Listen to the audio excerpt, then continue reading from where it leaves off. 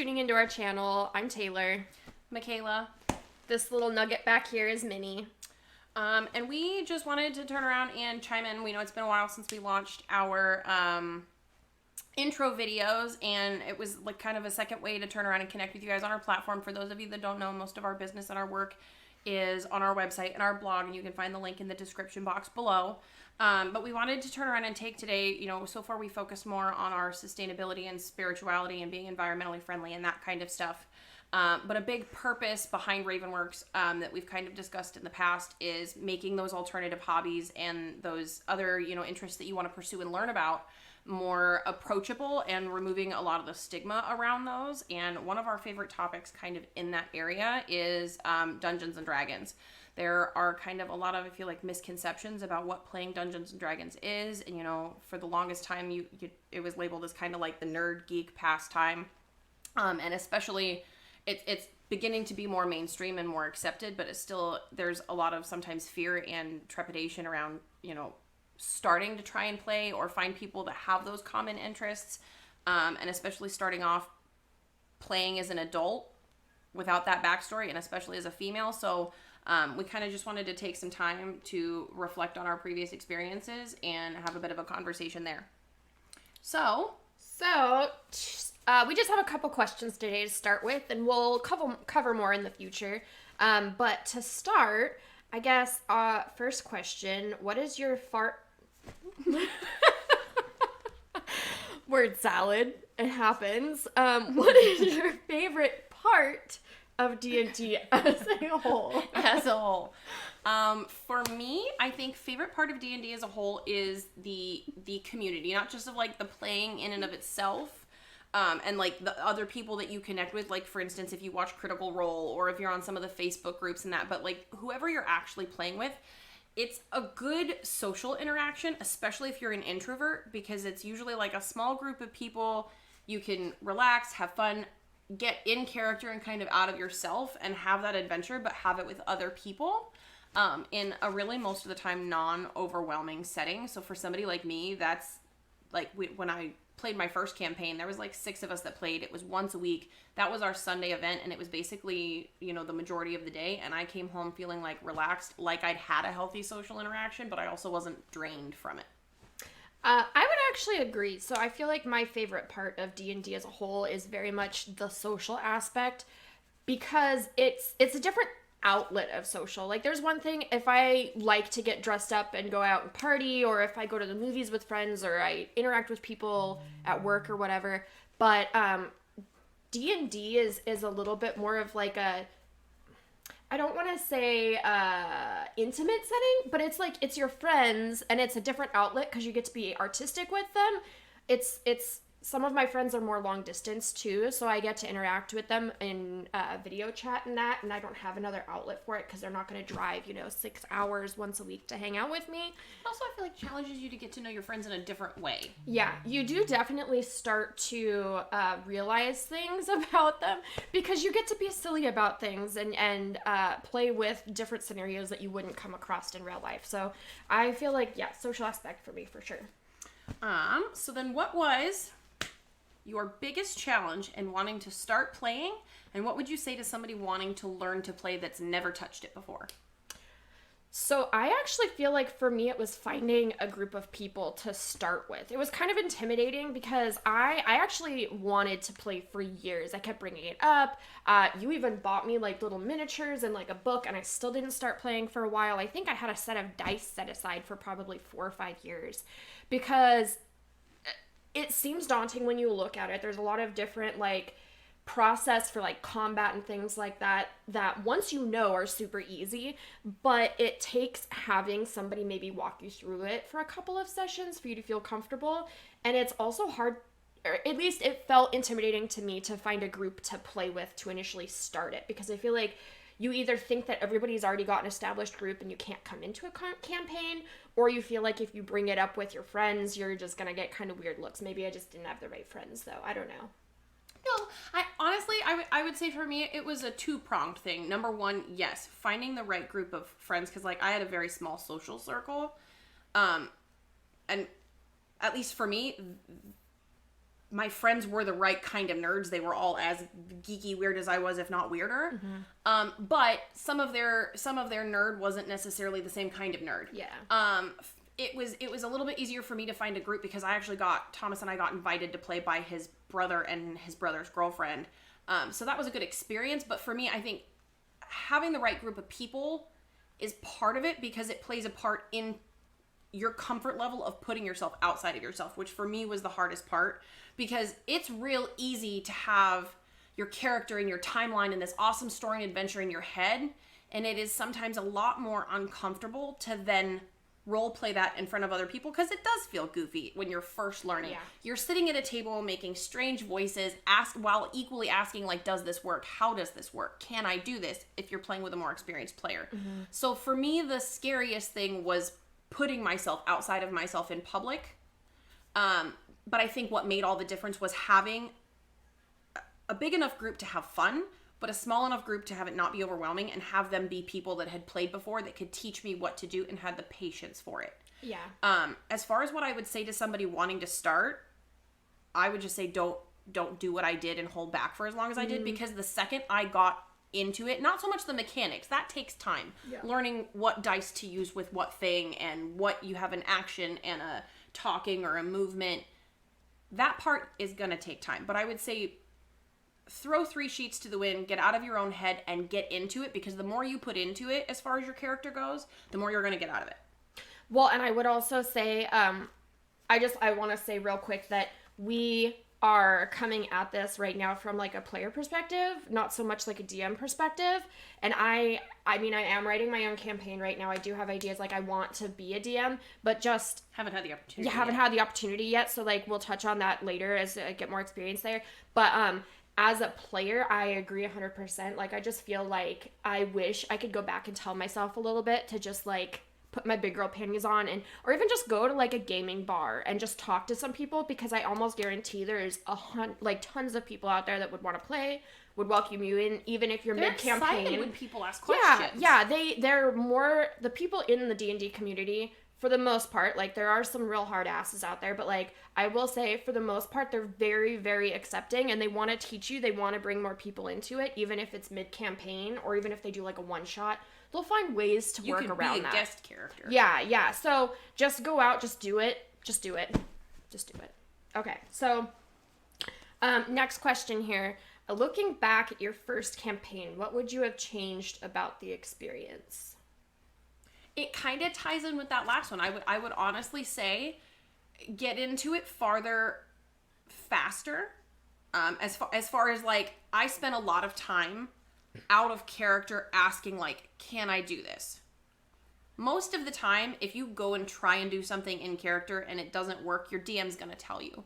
So it would be really hard to have that mental shift between character and then breaking character to talk to somebody. So I would say if I could change anything, I would approach it a little bit more comfortably and open-minded from the get-go, and I would be hopefully less afraid to ask questions, because part of it, nobody likes to feel, dumb or stupid or like they're not picking it up. And I felt like I was afraid to ask certain questions because I felt like I'd already asked it, and so I should have understood it at that point. Sometimes it takes hearing it a couple different ways for it to click. Or watching somebody else do it before you're like, oh, yeah. Okay, that's how that works. Yeah. But there really is, like she said, so much acceptance in that community that like they really don't care if you ask a question repeatedly, because they want you to enjoy it. They want you to come back. They want you to be part of their group. I really honestly think that's my biggest one, that like I was so afraid of being social with it for so long that like I hesitated to go every single week. And then when I was there, I had fun. Yeah. Okay, so for me, I think there's 3 things, and I feel like I'm going to contradict myself as some of the things I've said before just a little bit, and I'll explain why. So the first thing that I would say is really get into character. Do not be afraid to get into character. I feel like my first campaign, this is something I want to work on a couple of others, because I now am on like third campaign kind of situation. none of my characters I've really played with like voices and things like that, and I really wish I had. It doesn't have to be an accent. It could just be like the way you change your tone, your vocabulary, something. I feel like I've really gotten into character in like the way my actions play out and things like that, but I really want to play more with like actually portraying it. So like when you hear me speak as my character versus me speak meta, like you can tell. Because, again, it's a way to play with a different thing. Like, Anyways, so that would be the first thing. There are some words that one character wouldn't use or terminology because they're not relevant to them. Exactly. The second thing I really wish that I had done is, I know I said just, like, go out and just do it, but, like, also do be careful of who you do it with. Like, For a first campaign. Like, later, I feel like it's whatever, but my first campaign, I just have to bring up, we all knew each other except for the DM. We had a DM. Minnie, please stop. Anyways, so we had a DM who basically ghosted us maybe a year into the campaign. He was long distance. We only really knew him over the video chat. And it was just such a bummer because I felt like we, as newer players, were just finally starting to get really into it. And that I just completely, I don't know. It was such a letdown. We had to find a new DM, start a whole new campaign, and it's one thing. Like sometimes campaigns fall apart, but I guess just that was my first campaign, and that was such a bummer. So I guess at least know somebody in your first campaign, or know that they're serious about it. And that was going to be my next thing. Is like maybe make sure you find people who are just as invested as you. Like if you've got people who are really just not into it, and they're not paying attention, and they don't care at all, like they're there just for the talking, it kind of puts a damper on you playing and learning, because if you're really invested and nobody else is, and you're the only one that really wants to get into character and do things, that almost adds to the discomfort. It makes it harder for you to learn. It makes it harder for you to get into it. It's just, so yeah, I feel like those were the biggest things with my first campaign that I really was just, I struggled to get into it the first one, and so yeah. I think that's it. Yeah. Yeah. Very, very much so. Okay, last question. Describe your perfect D&D setting or ambiance. Okay, so for me, I really like to get into it. Like, if you've got mood music for it, depending on the situation, like I have different playlists set up for my campaign. I am very ready for this. My current campaign is that I'm in is One Piece based, and we actually started as a bigger group, which can also be challenging. So don't go too big. Like 9 people in combat is a lot, but we all kind of have fallen into a role of like what we bring. Like I tend to bring salty snacks, and somebody brings alcohol, and somebody brings like candy, and everybody's swapping stuff around. So I really personally like having that, and it's not something we set up at all. It's just kind of rules it just happened, but it's really nice because we're all able to like bring something to it. We like to like dim the lights a little bit sometimes. It depends on the mood. It depends on the campaign and who you're with too. So like part of that really depends on the situation. I also prefer if everybody is around a table. It's hard to do it in like a living room setting or something like that, just because there's no central area, and I like to be able to see people and talk to them when I'm in character. So I would say that's my biggest thing.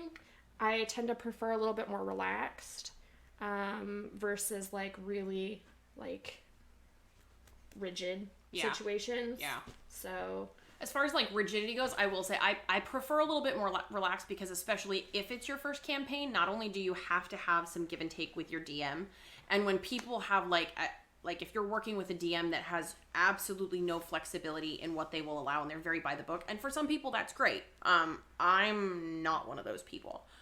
So I like the flexibility aspect of it. As far as ambiance goes, my friends are all kind of, like I said, extra. So we always went extra. It was our Sunday thing, and the ambiance of the room adds quite, like if you're in a well-lit, blank-walled room with a table, yeah, you can play. If you've got your character sheets and a good group of people that are really invested, you can totally do it.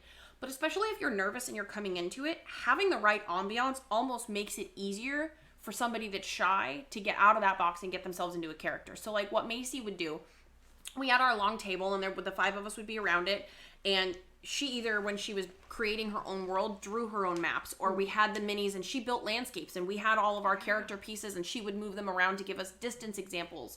She at one point had like a little fog thing set up on the table to show someday those tables, someday I will have one, I will build one, I will whatever, that it's inset and you can move your people and you can make the mist set up and have the light and everything. But in the meantime, like, she had music and she changed it for, you know, she had sometimes would have an actual playlist set up because she knew kind of what timeline we were going to be on. But obviously then your characters throw a wrench into that. So then if we ended up in a fight, she would switch it to like, if it was dungeon fight music or bar fight music or whatever. And we rotated who cooked, because it was usually like an all day thing, which I thought was awesome. I would usually bring like 1 or 2 snacks or baked goods. If we were doing it at whoever's house was hosting it, they provided dinner, whether that was ordering food in or like we were all like to try different recipes. So sometimes what we would do, and this was super cool but super goofy, I guess, was each person, when it was their week to cook, would prepare a meal or food that would have been custom and normal for their character, and cool. We shared it. I like that idea. We had music, and obviously somebody brought drinks. They weren't always alcoholic, but they were, and that way you didn't have to get up and feel rushed or leave, or if you were uncomfortable and needed a break or a bathroom break, you had something to break those moments. And it just made the whole thing relaxed. She would sometimes, depending on where we were, have a candle lit with a certain scent that was like, it added to like... Scent therapy's a thing. The whole thing was just like very immersive. Yeah. So I have to say that, so we're actually, the One Piece campaign's building one of those tables. I'm super stoked. I love the idea of the like food for your character thing. So previous campaign, we would rotate houses and who hosted, and whoever hosted was in charge of food, but I never thought about doing the character thing. That would whole different level. I really like that.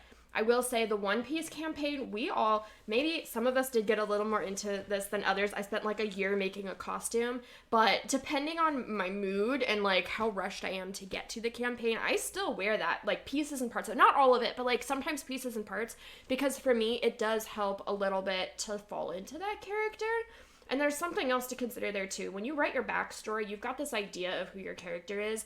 Don't be so attached to it that your character doesn't grow. Like, my characters have become something else sometimes. Sorry, I just popped into my head. But yeah, no, I feel like props are so huge, not just for a DM, but for a character, because like I said, I haven't DM'd yet, but I know that when my DM has a prop, like they've brought a picture of like one of the NPCs, or like they've built something and they've got it in the center on the table, or they've done their own map, like that visual for me is amazing. But as a character, I have to tell you how excited the other people at the table are if, like, I've thought ahead of something my character would have. For example, in my One Piece session, there's something called vivre cards in that world that I, like, pre-prepped. And I've been, like, as I develop relationships with other players, characters, been, like, rolling for stealth to hide them in their belongings, slipping it into their belongings in real life, not explaining what they are, and then in like a session or two they'll find them and be like, what the hell is this? And it's like an extra layer of excitement.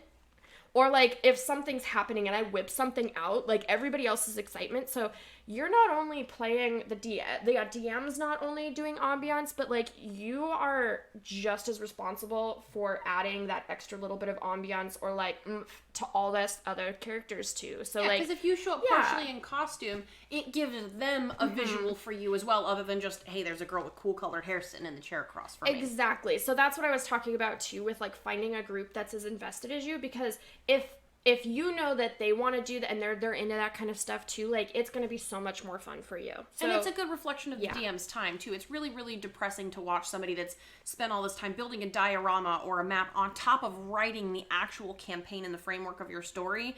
And then you have a group of people that just sit around the table and they're like, my character's gonna do this. And that's just kind of, there is no give and take. There's no... I don't do the whole, hey, my character's going to do this anymore. I just in character say it, and my party can either respond or, you know, sometimes if it's out of line or it doesn't work, then my DM will out of character be like, so I love you, but you can't do that. Well, I will also say too, though, that like it takes a little bit to work up to that. because the first sessions were probably maybe, I don't know, like almost 30 sessions into this One Piece campaign right now, and we're just finally getting to the point where I feel like for example, my character, like I knew my character, but like you have to know your character. Like it takes a little bit to get to the point where I feel like you are ready enough to be like in character that much, because you're learning the character as much as they are. So like don't beat yourself up if the first like 2 or 3 sessions or more, like I said, it took a little while. We were a really big group, so it took a while to get everybody really into character.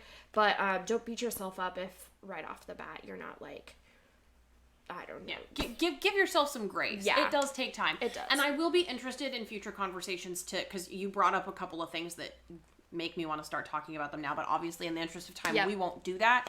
But like in future talks, to be able to talk about character building and yourself versus your character, because that's like a whole different dichotomy thing. So if you guys found this interesting and you really liked it or whatnot, I guess give us a shout. Let us know if you have specific D&D questions or things that you'd like us to cover. Obviously, like our video blog portion is not just limited to D&D, but we figured this was a really great place to start, because especially for women, I feel like I don't meet as many women playing D&D. Most of my campaigns have been full of guys. Yeah. So like if you have questions, if you want to reach out, if you're looking to connect with people, or if you have certain things that you'd like us, to answer or go over in the future, let us know.